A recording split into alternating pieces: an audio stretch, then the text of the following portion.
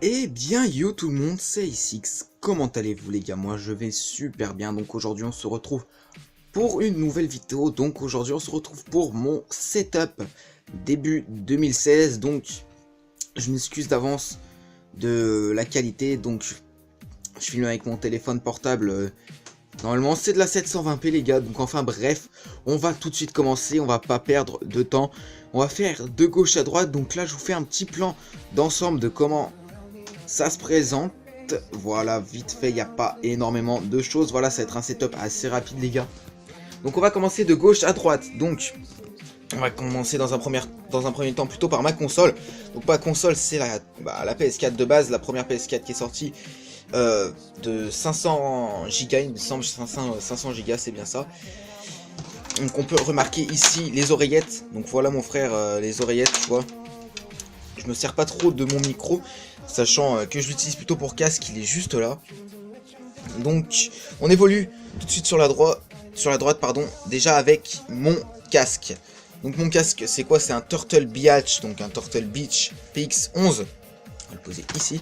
Il est plutôt pas mal là, il y a la boîte juste derrière, je vais essayer de pas trop foutre le bordel, tout simplement on va la poser sur la console. Je vais essayer de vous ouvrir ça avec une main, hop, là.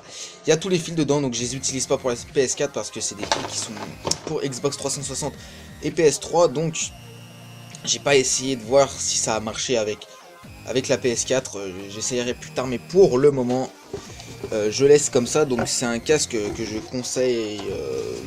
Ouais, normalement on va dire que c'est pas le casque du très gros turfu en fait. On continue sur ma droite avec ma télé. Donc ma télé c'est une TV Philips. Donc tout simplement, je me rappelle plus, attendez, je vais m'asseoir sur ma petite chaise. C'est une télé Philips, je me rappelle plus quel est le nom exact de la télé. En tout cas c'est une télé de plutôt petite taille.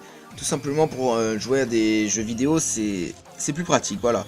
Maintenant, on va reprendre avec les manettes. Donc j'ai deux manettes de PlayStation 4, donc on va dire une droite. Donc c'est les manettes basiques, elles ont rien de spécial en fait. Plutôt centré, voilà. Elles ont rien de spécial, c'est des manettes DualShock 4 basiques. Donc là la deuxième est branchée, donc j'ai rien besoin de vous montrer. On passe, la télécommande on s'en fout.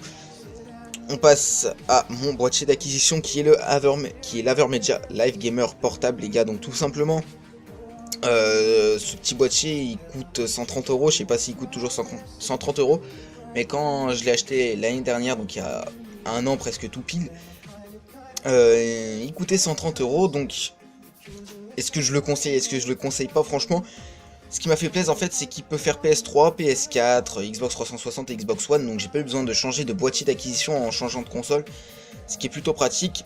Et deuxième grosse qualité, c'est qu'on peut filmer avec une carte SD qu'on rentre juste ici, là, dans une petite fente. Voilà, vous voyez l'insigne carte SD. Donc tout simplement, pour commencer à filmer, vous avez besoin d'appuyer là. Bon là, je suis en mode carte SD, il n'y a pas de carte SD dedans, donc il va rien se passer. Mais si je veux filmer en mode ordinateur, j'ai juste à décaler ce petit cran, ce petit levier, vous appelez ça comme vous voulez, et débrancher cette prise qui fait partie de l'Avermedia, à la brancher à mon ordinateur qui est juste là, que je vous présente juste après. Et je pourrais filmer avec mon ordinateur. Donc on va passer directement à mon ordinateur les gars. Donc c'est un Lenovo Flex 2.14 il me semble. Donc le Avermedia Rex Central, donc pour le logiciel Avermedia tout simplement. Donc ensuite je vous fais un petit tour de mes applications, de mes logiciels. Donc cet ordinateur est sous Windows 8.1 si vous voulez savoir exactement. Donc j'ai juste à me rendre dans Windows comme ça, dans Windows 8 pardon. L'écran est tactile au passage, hein. Regardez, hop là, c'est magnifique, c'est fantastique. Énormément d'applications comme ça que j'ai installé, que j'ai pas installé. Donc c'est pas des applications genre ton téléphone, hein. C'est vraiment des logiciels etc. Il y en a beaucoup qui viennent se foutre là, donc au début j'avais du mal à m'y retrouver. Donc mon fond d'écran c'était quand j'étais au Maroc pendant cet été, donc vraiment rien de spécial.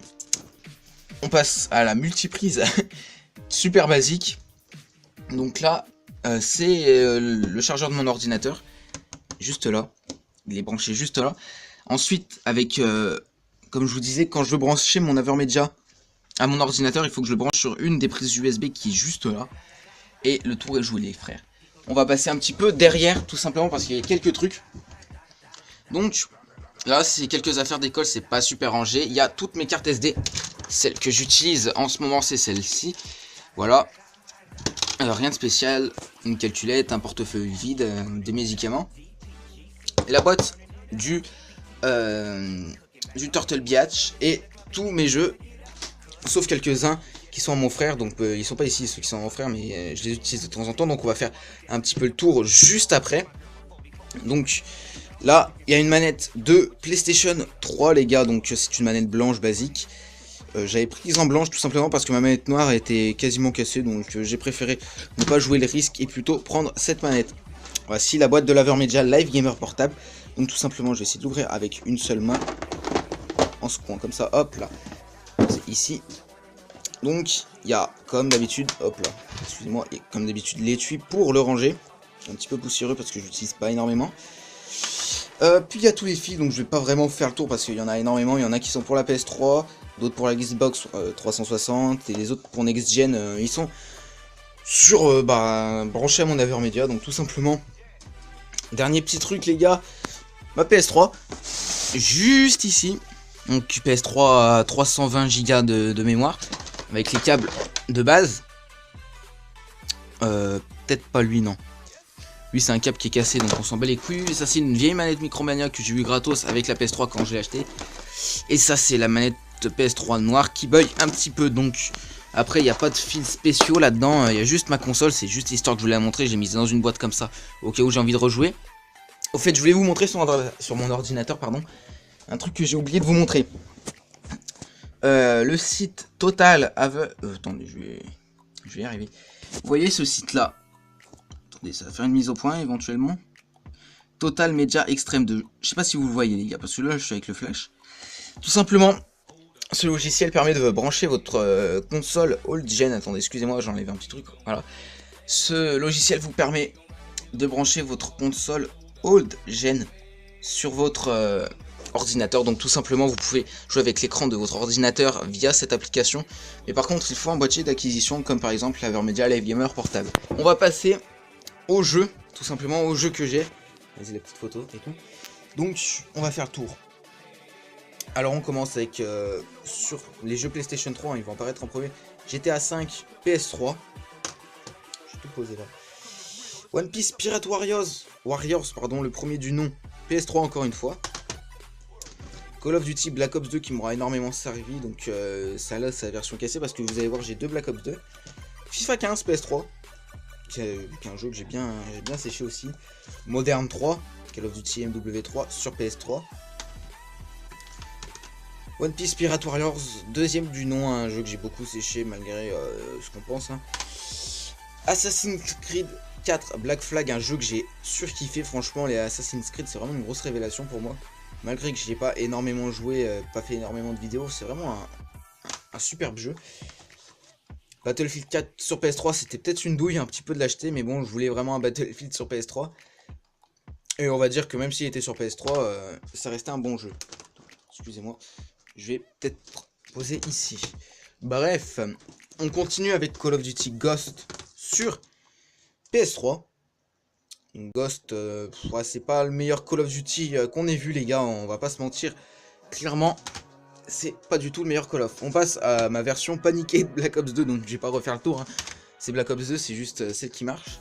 FIFA 16 PS3 que j'avais eu en version américaine, j'ai pas trop compris, mais je l'ai payé 15 € de moins, donc vous allez vous faire enculer hier. Mais je m'en bats les couilles, enfin bref.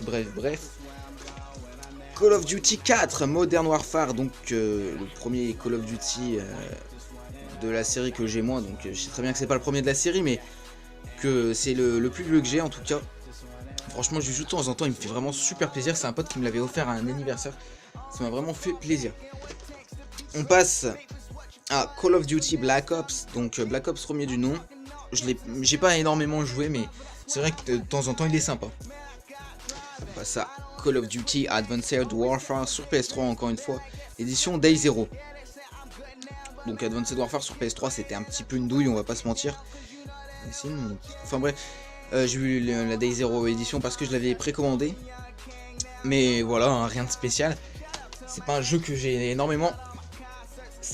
On passe au dernier jeu de PS3, tout simplement. C'est Call of Duty Modern Warfare 2.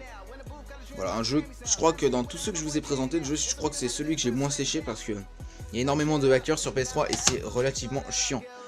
On passe maintenant au jeu PS4 avec Call of Duty Black Ops 3 Hardened Edition. Avec un petit accent anglophone. Donc sur PS4. Donc c'est actuellement celui qui est là. Hop là. Donc, ce qui est spécial dans cette Hardened Edition, c'est tout simplement le fait qu'il y a des cartes à l'intérieur de la boîte. Je vous montre juste après. On a la map The Giant, deux camouflages offerts, donc le camouflage cyborg, je sais pas si vous voyez bien, et le camouflage 115 militarisé vert. Et on a la bande officielle du jeu, donc la bande son officielle. Donc je vais, hop là, faire tomber comme ça. Je vais montrer un peu ce qu'il y a dedans. Dans un premier temps, on a les cartes ici qui sont rangées dans un petit étui de Black Ops 3, comme ceci. Attendez 2 minutes. À une main, c'est un peu dur. Comme ceci, hop, avec tous les spécialistes qui sont à l'intérieur, avec leur définition. Donc, tout simplement, il y a vraiment tous les spécialistes, hein. Je vais pas vous montrer, il y en a énormément qui ont montré ça sur YouTube déjà. Et la boîte du jeu, voilà. La boîte du jeu, elle est pas comme les autres. Elle est vraiment spéciale, on dirait un peu une boîte de chocolat de Noël, vraiment spéciale, avec derrière un zombie qui tient lui-même une carte, on dirait un peu une carte multijoueur, enfin les cartes que je vous ai présentées juste avant, avec une ouverture simple et marqué Call of Duty Black Ops 3 au dos. Et mon dernier jeu, c'est FIFA 16 PS4 tout simplement les gars, donc cette fois c'est la version française. Donc s'il y en a qui veulent que je fasse des vidéos dessus, il n'y a vraiment pas de souci. J'en ai fait une sur PS4, ça vous a pas trop plu, donc je vais peut-être pas en refaire, mais peut-être de temps en temps, tu vois, vraiment vite fait. Parce que c'est vraiment, FIFA c'est vraiment un jeu que je kiffe. Et donc, comme vous voyez, j'avais eu FIFA 16, PS3 et PS4. Tout simplement, il y a une énorme différence entre PS4 et PS3, tout simplement les gars. Donc je vais vous refaire un petit plan d'ensemble pour la fin. C'est devenu le bordel, il y a ma petite chaise où je m'assois, avec marqué Zizicopter.